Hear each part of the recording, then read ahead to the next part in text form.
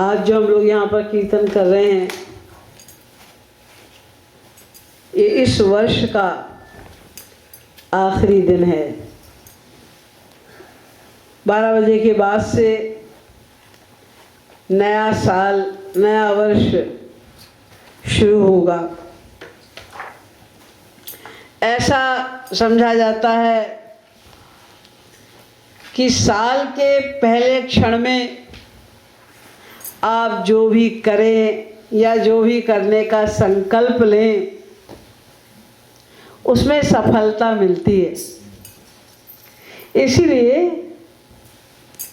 आज के दिन पूरे भारतवर्ष में सभी मंदिरों में, आश्रमों में और समझदार लोगों के घरों में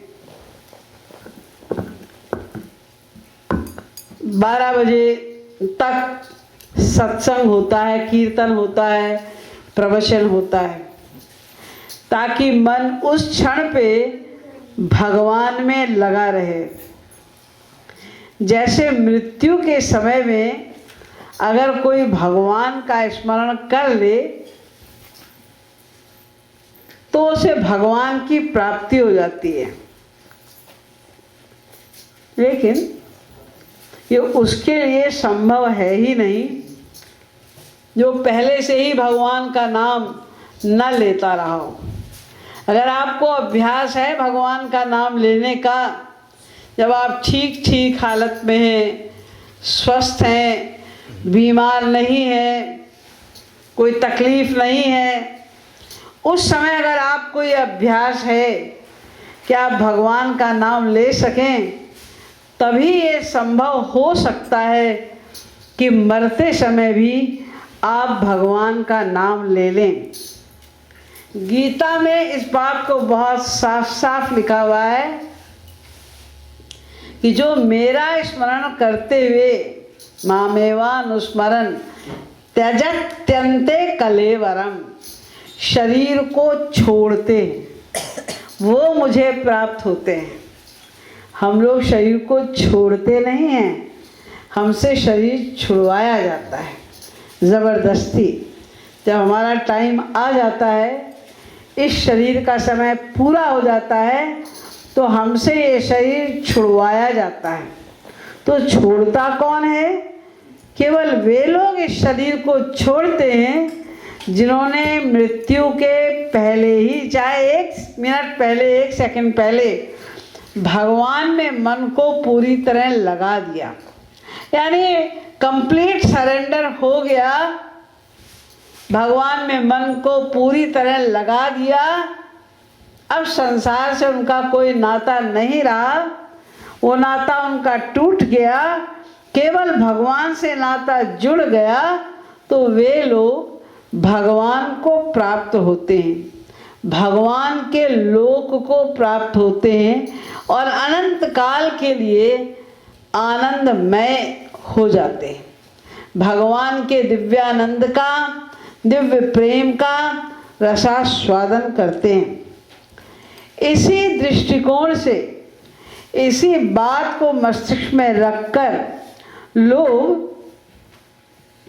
जिस दिन साल का अंत होता है, यानी नए साल की जब शुरुआत होती है, तो उस समय भी यही कोशिश करते हैं कि हम भगवान का नाम लें, यानी ये संकल्प लें कि हमारा ये साल भगवान नाम लेते हुए ही शुरू होगा और भगवान नाम लेते हुए ही ख़त्म होगा।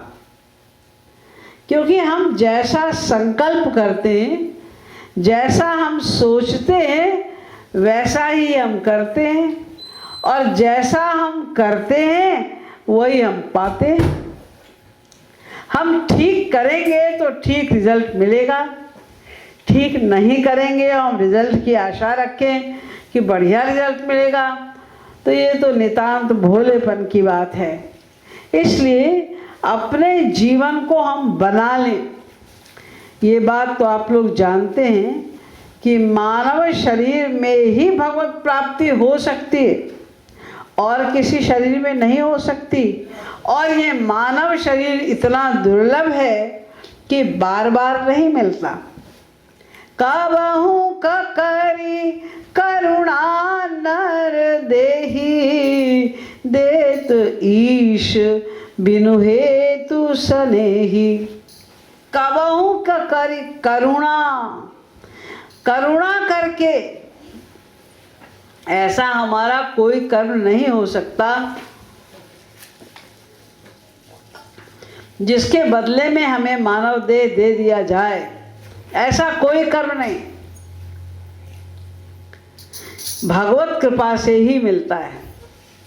हमने अच्छे कर्म किए होंगे, इस जन्म में कर रहे हैं या पूर्व जन्मों में भी किए होंगे, लेकिन वो अच्छे कर्म कितने हैं और बुरे कर्म कितने हैं, इसका अनुमान, उसका अंदाज आप केवल इस बात से लगा सकते हैं कि आप सोचिए कि आज के ही दिन आपने अच्छा कर्म यानी भगवान का स्मरण कितनी देर किया, भगवान में या गुरु में मन को कितनी देर लगाए रखा, कितनी देर आप रागत द्वेष से इस प्रकार से रहित रहे। जब आप अपने आप को इस तरह से अंदर झांक के देखेंगे तो खुद ही ये पता चलेगा कि वो जो अच्छा कर्म का टाइम था, सही कर्म करने का टाइम था, वो तो बहुत ही लिमिटेड था, बहुत ही लिमिटेड। और सब जोड़ जाड़ के चलो आप 1 घंटा या 2 घंटा मान भी लो कि 2 घंटे आपने अच्छा कर्म किया, भगवान में मन को आप लगाए रखे आज अभी तक, तो बाकी कितने घंटे बचे? 22 घंटे। 22 घंटे में गलत कर्म किए हमने और 2 घंटे अच्छे कर्म किए, यानी 22 घंटे हमने गमाया और 2 घंटे कमाया। तो कमाई तो हमारी बहुत थोड़ी सी है और गमाई की स्पीड बहुत तेज है। इसलिए कोई ये नहीं क्लेम कर सकता कि हमने बड़े अच्छे कर्म किए हैं इसलिए हमको मानव देह मिलना ही चाहिए। ये तो भगवत कृपा से ही मिलता है। वो कोई बहाना करके भगवान किसी ना किसी बहाने से हमारे ऊपर कृपा कर देते हैं। हाँ, इतना अवश्य है कि अगर हम अपने संपूर्ण जीवन में मृत्यु पर्यंत भगवान की भक्ति सही ढंग से करते रहे और अपने गुरु के प्रति, महापुरुष के प्रति कोई अपराध नहीं किया, मरते दम तक गुरु के प्रति कोई अपराध नहीं किया, तो मानव देह निश्चित है, फिर कोई डाउट वाली बात नहीं है। लेकिन सारी जिंदगी किया भी कीर्तन भजन और अंत में महापुरुष के प्रति, गुरु के प्रति अपराध कर दिया, उनके कार्यों में बुद्धि लगा दी, उनके कार्यों की आलोचना कर दी,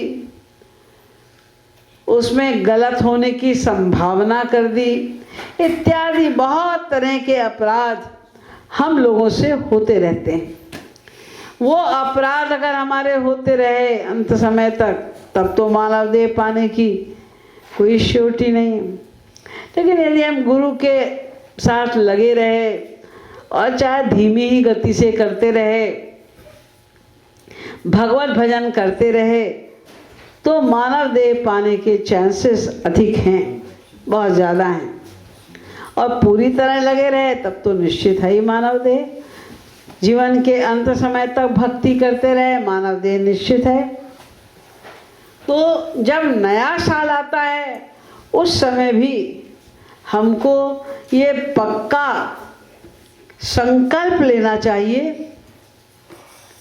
कि इस क्षण से हम अपने मन को हरि और गुरु में ही लगाए रखने की पूरी चेष्टा करेंगे।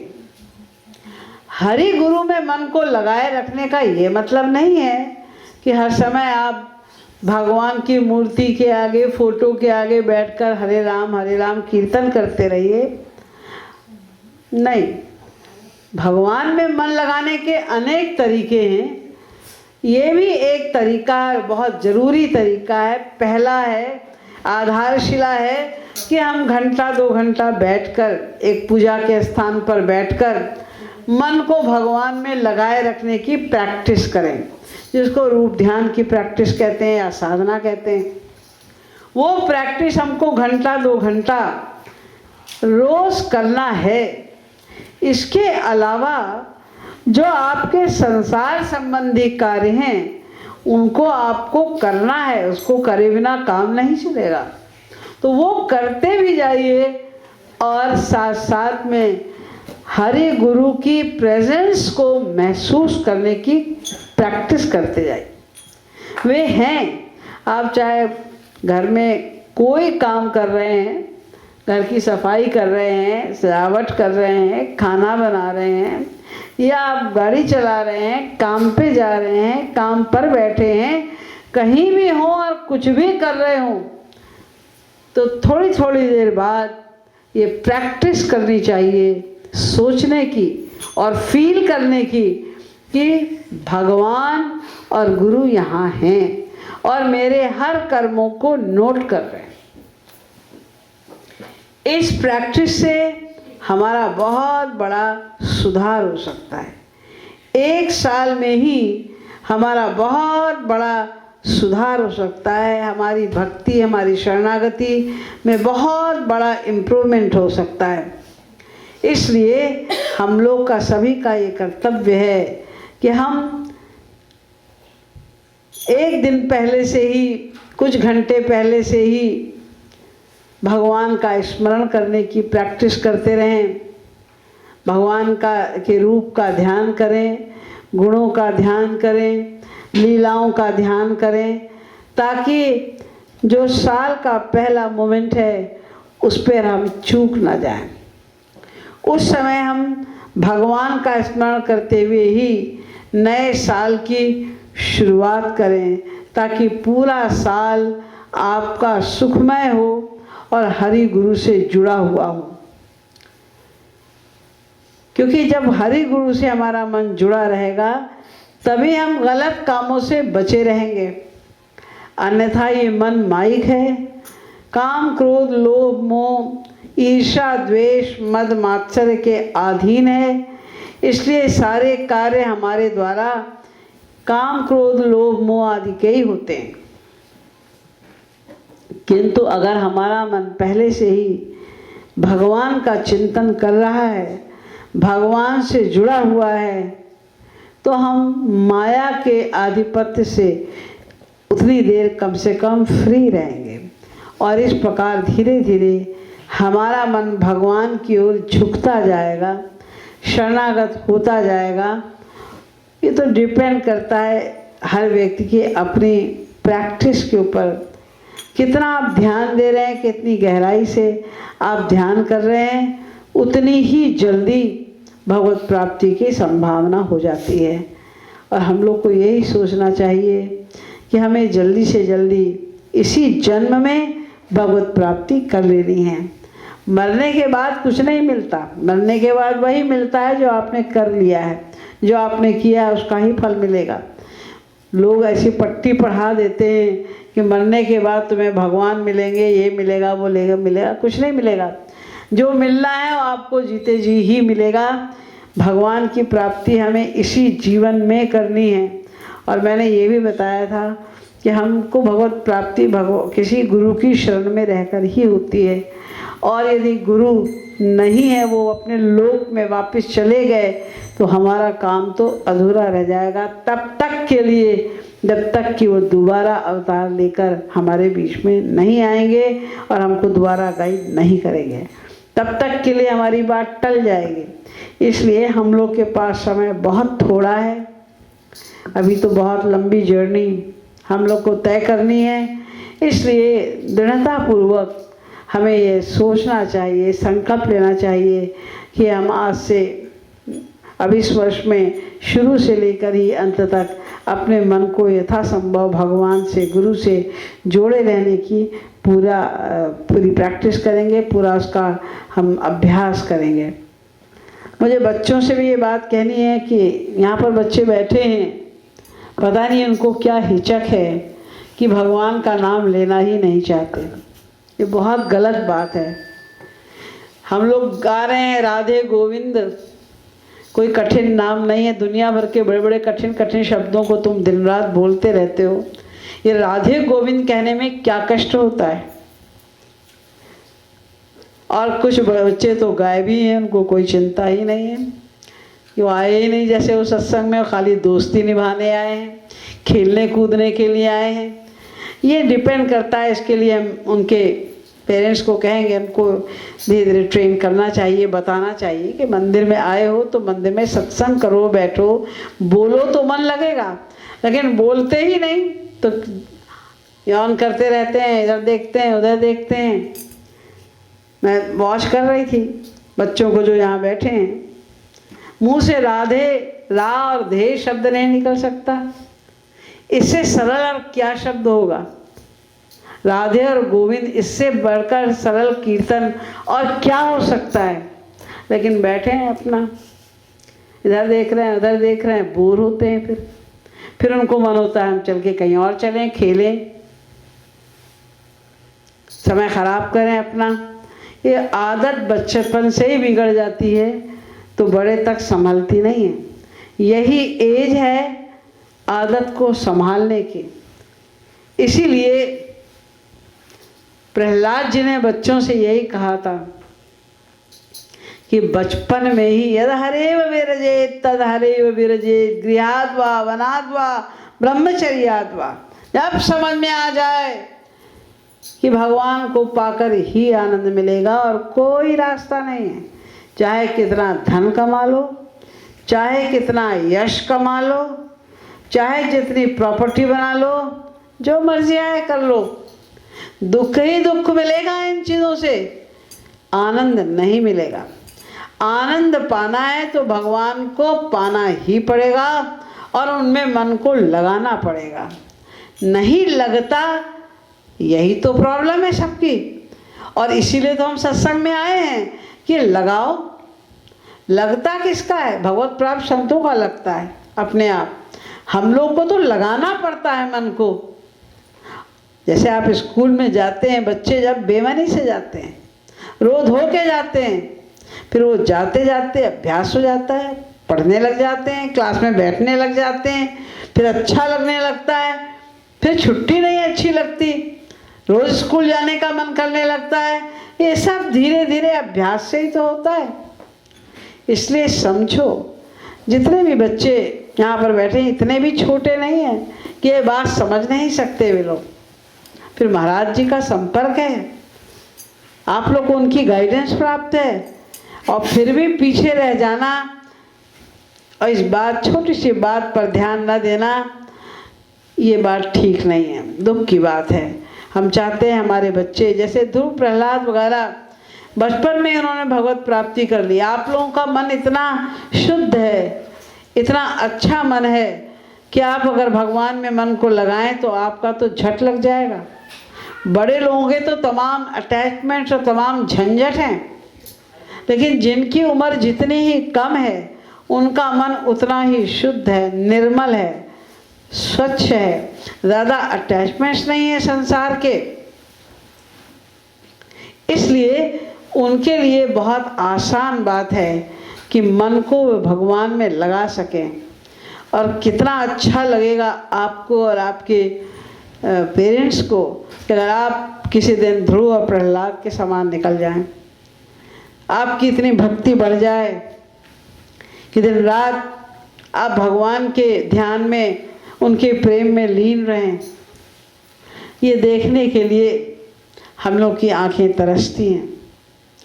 एक बार कीर्तन हो रहा था और करीब 11 साल का बच्चा बहुत ही ध्यान से कीर्तन कर रहा था। उसके आँख से आंसू भी आ रहे थे। तो महाराज जी ने ये बात कही, जब मैं किसी को देखता हूँ कीर्तन करते हुए और उनके आंसू बहते हैं तो मेरा अंदर से ये मन होता है कि मैं उनके चरणों में लिपट जाऊँ। उस बच्चे की ओर इशारा करके महाराज ने कहा, देखो एक बच्चा है, 11 साल का बच्चा, और कितनी अच्छी तरह कीर्तन कर रहा था, आंसू बहा रहा था। महाराज जी का ये सोच लेना ही, किसी भी भक्त के प्रति ऐसा सोच लेना ही उनकी बहुत बड़ी कृपा है। सोचा तो समझो कृपा हो गई। आप लोग भी महाराज जी की कृपा के ऐसे ही पात्र बन सकते हैं। अपने जीवन को ऐसे ही बर्बाद मत होने दो, वेस्ट मत करो। जहाँ तक हो सके जब सत्संग में खास करके आते हो तो बैठो, किताब को खोल के पढ़ो, दोहराओ। मैंने देखा कि हम लोग भजन इतने सुंदर सुंदर यहाँ पर गाए जा रहे थे, आप लोग उसे पढ़ने की भी चेष्टा नहीं कर रहे थे। इधर देख रहे हैं, पढ़ सकते हैं, बड़ी बड़ी नॉवेल्स पढ़ते हैं आप लोग यहीं बैठ के, खाली टाइम में पढ़ सकते हैं आप, लेकिन नहीं पढ़ते, नहीं बोलते मुँह से। जब मैं लगातार किसी बच्चे की ओर देखती हूँ तो एक आध बार होठ हिला देते हैं, दर्शक। ये बात, इससे मेरा कोई लाभ हानि नहीं है, तुम लोग का ही लाभ है, तुम लोग का ही जीवन सुधरेगा, तुम लोग को ही महाराज जी की विशेष कृपा पात्र होगी और तुम लोग कहाँ से कहाँ पहुँच सकते हो। जैसा कि मैंने बताया कि इस एज में ज़्यादा आसान है, मन शुद्ध है, निर्मल है। इस समय भगवान में मन को लगाना ज़्यादा आसान है। इसलिए मैं आप लोगों से रिक्वेस्ट करके कहती हूँ कि आप अपने जीवन को बना लीजिए।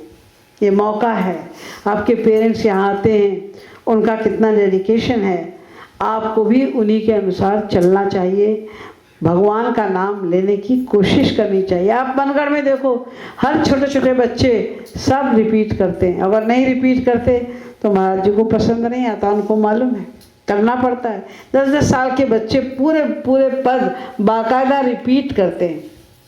अभी यहाँ से टोरंटो से 9 साल की एक लड़की गई थी मोहिनी, और उसने कीर्तन कराया वहाँ पर, दर्शन देना नंद दुलारे। महाराज जी इतने भाव से उसने कराया। 9 साल की लड़की ने कीर्तन कराने के बाद महाराज जी ने बाकायदा उसको अपने पास बुलाया, बहुत प्यार किया उसको। उससे पूछा तुम्हारी आयु क्या है, कितनी बड़ी हो? उसने कहा 9 साल। तो महाराज ने कहा देखो ये कनाडा की बच्ची है और वहाँ के बच्चे हिंदी नहीं बोलते, उनको इंग्लिश बोलने का अभ्यास होता है, लेकिन फिर भी इतना कठिन पद कितने भाव से, कितने सुंदर ढंग से इसने गाया। उसके महाराज ने पीठ ठोकी, उसे कुछ गिफ्ट भी दिया, और जो अंदर से कृपा उनकी हुई होगी उसके ऊपर, उसको तो भला कौन जान सकता है। ऐसी कृपा महाराज जी की कोई भी बच्चा प्राप्त कर सकता है। थोड़ी सी मेहनत और थोड़ा सा ध्यान देने की बात है।